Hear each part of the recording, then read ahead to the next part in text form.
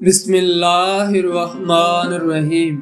ناظرین، آج کی ویڈیو میں ہم بات کریں گے مولا علی علیہ السلام کی ولادت کے اس مبارک واقعے پر جو 13 رجب کی رات پیش آیا۔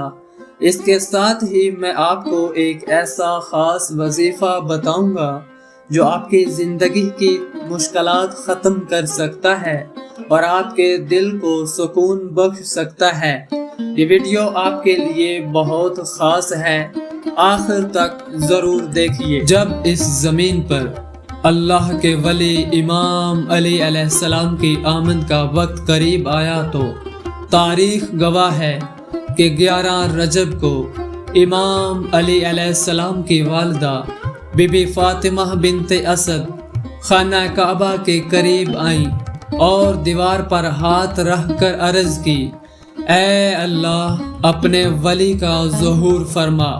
یہ کہنا تھا کہ دیوار کعبہ میں شگاف ہوا اور بی بی فاطمہ بنت اسد اس شگاف سے خانہ کعبہ کے اندر داخل ہو گئیں۔ اس منظر کو حضرت عباس ابن عبد المطلب نے دور سے دیکھا اور لوگوں کو چیخ چیخ کر بتایا۔ ابو طالب کی زوجہ خانہ کعبہ کے اندر چلی گئی ہیں اور دروازہ کھول کر انہیں باہر نکالتے ہیں۔ یہ خبر مکہ سے پورے عرب میں پھیل گئی۔ لوگ دور دور سے آنے لگے تاکہ دیکھ سکیں کہ ایسا عظیم واقعہ پیش آیا ہے۔ لوگ خانہ کعبہ کے دروازے کو کھولنے کی کوشش کرتے رہے، لیکن کسی سے بھی اللہ کے گھر کا دروازہ نہ کھلا۔ اس وقت 2 لوگ مطمئن تھے، ایک حضرت ابو طالب اور دوسرا اللہ کے رسول حضرت محمد مصطفیٰ صلی اللہ علیہ وآلہ وسلم۔ تاریخ نے لکھا کہ عرب کی سرزمین پر اس سے پہلے اتنا بڑا ہجوم ایک جگہ اکٹھا نہیں ہوا تھا۔ تاریخ کا دن آیا 13 رجب 30 عام الفیل۔ لوگ خانہ کعبہ کو دیکھ رہے تھے کہ اچانک دیوار ہلنے لگی اور وہی شگاف دوبارہ ظاہر ہوا۔ حضرت ابو طالب نے فرمایا، اے محمد، جاؤ اور دیکھو۔ رسول اللہ صلی اللہ علیہ وآلہ وسلم نے خانہ کعبہ کے اندر قدم رکھا۔ وہاں دیکھا کہ ایک نورانی بچے کے نور سے پورا خانہ کعبہ جگمگا رہا تھا۔ بی بی فاطمہ بنت اسد پریشان نظر آئیں تو رسول اللہ صلی اللہ علیہ وآلہ وسلم نے فرمایا، اے میری ماں، آپ کیوں غمگین ہیں؟ بی بی فاطمہ نے عرض کی، اے میرے بیٹے محمد، اللہ نے جیسے ہی اس بچے کا ظہور کیا، یہ نہ رو رہا ہے اور نہ ہی دودھ پی رہا ہے۔ رسول اللہ صلی اللہ علیہ وآلہ وسلم نے مسکرا کر بچے کو گود میں اٹھایا۔ بچہ مسکرا کر اپنی آنکھیں کھولنے لگا۔ رسول اللہ صلی اللہ علیہ وآلہ وسلم نے اپنی زبان بچے کے دہن مبارک میں رکھی اور امام علی علیہ السلام نے اس زبان کو چوسنا شروع کر دیا۔ پھر رسول اللہ صلی اللہ علیہ وآلہ وسلم نے اس نورانی بچے کو لے کر باہر تشریف لائے تو ہجوم بچے کے نور اور عظمت کو دیکھ دیکھ کر جھومنے لگا۔ لوگ پوچھنے لگے، اس بچے کا نام کیا رکھا جائے؟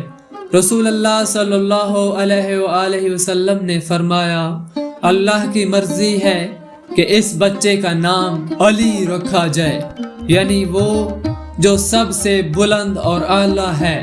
پھر علی علی کی صدائیں بلند ہونے لگی۔ حضرت ابو طالب امام علی علیہ السلام کو گھر لے جانے لگے تو ایک منافق نے کہا، اے ابو طالب، کیا وہ رسم نہیں کرو گے جو ہر بچے کے ساتھ کی جاتی ہے؟ مکہ میں یہ رواج تھا کہ پیدا ہونے والے بچے پر سانپ چھوڑا جاتا۔ اگر سانپ بچے کو نقصان پہنچاتا تو سمجھا جاتا کہ یہ بچہ اپنے باپ کی اولاد نہیں۔ اور اگر سانپ کچھ نہ کرتا تو یہ بچہ قابل عزت سمجھا جاتا۔ حضرت ابو طالب نے رسول اللہ صلی اللہ علیہ وآلہ وسلم اور امام علی علیہ السلام کی طرف دیکھا اور پھر کہا، لاؤ سانپ کو لے آؤ۔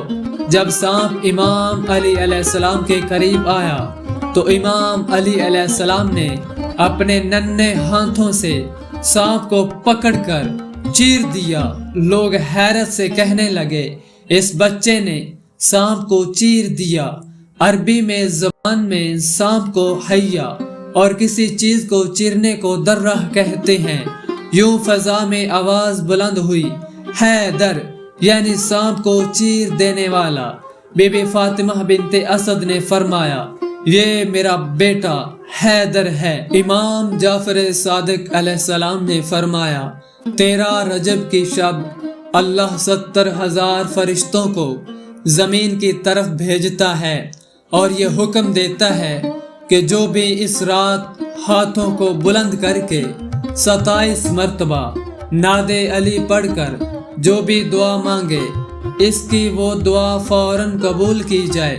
اے شخص، 13 رجب کی رات نعت علی پڑھ کر اللہ کو محمد و آل محمد کا واسطہ دے کر مانگی ہوئی دعا اللہ کبھی رد نہیں کرتا، کیونکہ 13 رجب کو اللہ نے اپنے گھر سے میرے دادا علی ابن ابی طالب علیہ السلام کا ظہور کیا۔